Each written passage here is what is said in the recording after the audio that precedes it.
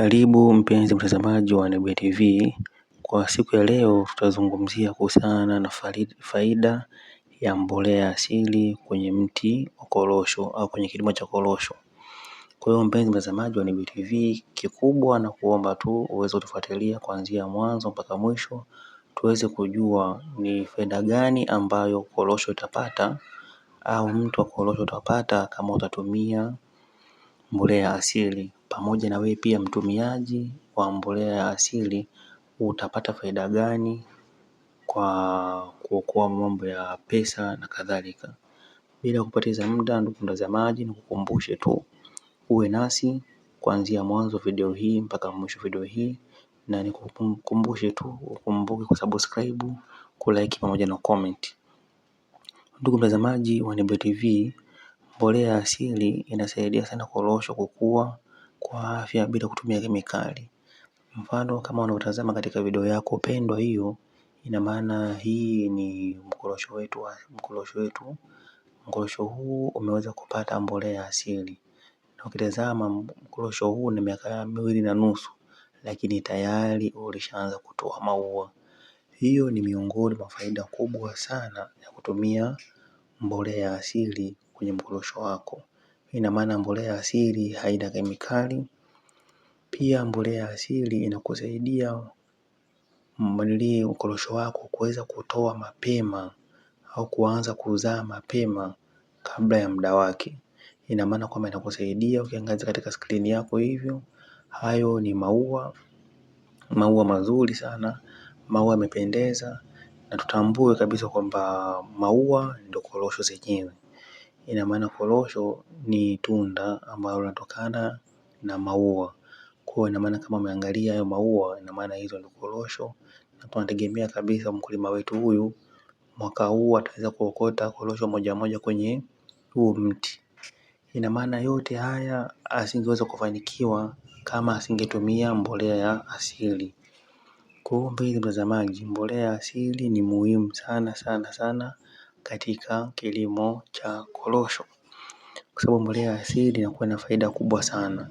Cha kwanza katika faida ambayo inasaidia ni kama unavyotazama mwenyewe katika screen yako, husaidia katika mti wa korosho kuwa vizuri, kuonekana katika mavuno mazuri na kuweza kutoa matunda katika wakati mzuri. Na tukiwa tunashuka hapo chini, ina maana huu ni mti wako wa korosho ukiwa katika hali iliyokuwa nzuri. Ikiwa katika hali iliyokuwa nzuri na bado mti ni mdogo, lakini umeweza kuonyesha matunda yaliokuwa ni mazuri, ina maana maua tayari yameshaweka pale.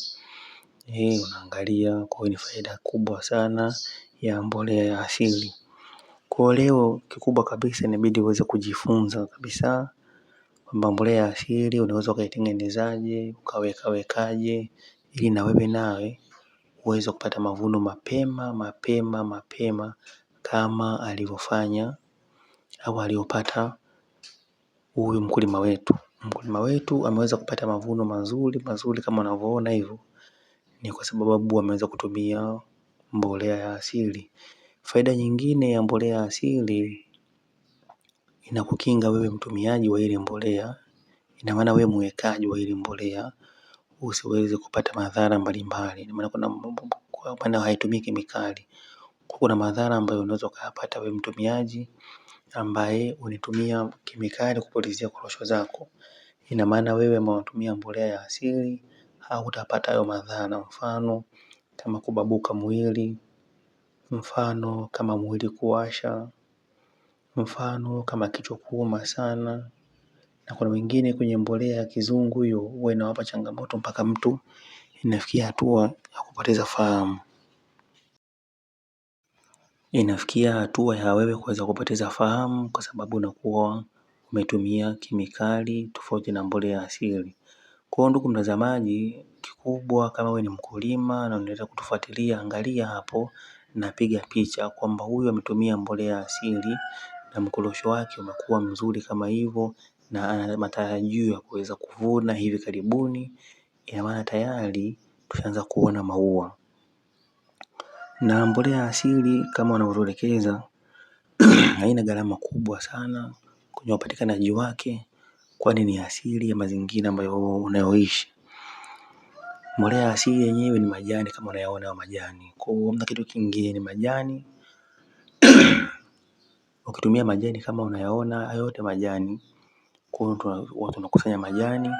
Baada ya kukusanya majani vizuri, unachanganya na nyasi, unachanganya na mabaki ya vyakula kama mabaki ya ndizi, mabaki ya vyakula mbalimbali, unachanganya yote, unachanganya.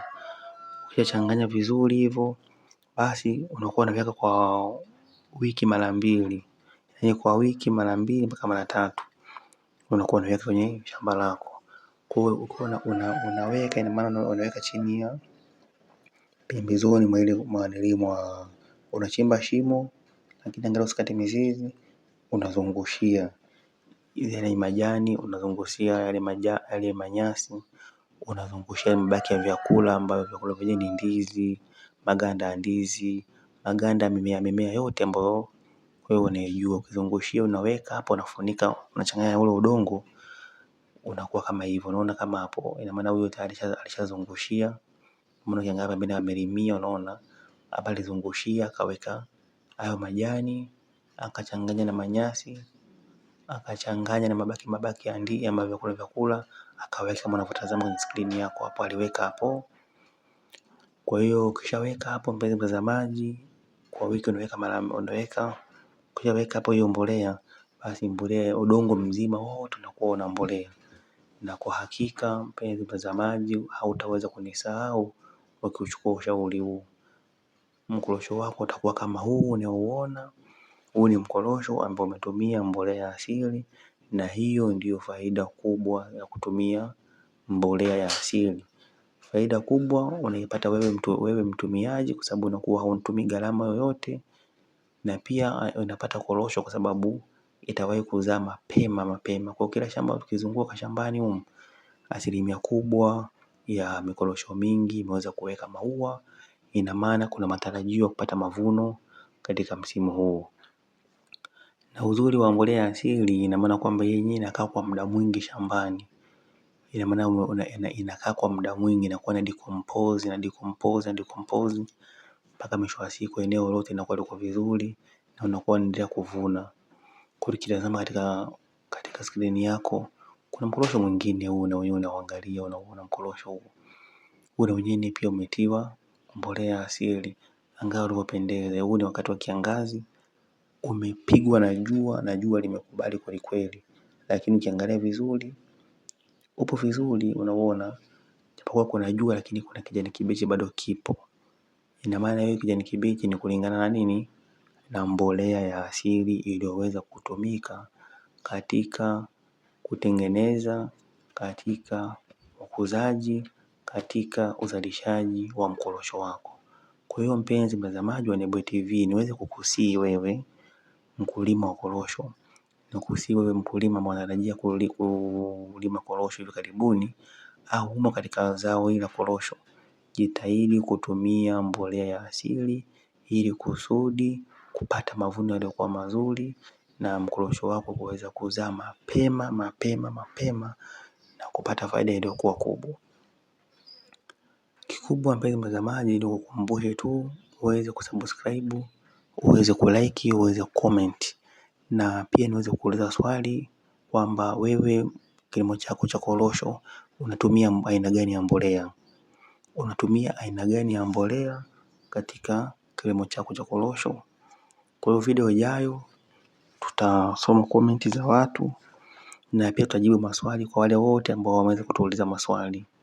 Kwa hiyo mpenzi mtazamaji, naweza kushukuru kuwa nasi, na mwisho wa hii video ndio mwanzo wa video nyingine nzuri ambayo itakuelimisha, itakuburudisha na itakufunza kuhusiana na kilimo kizima cha korosho.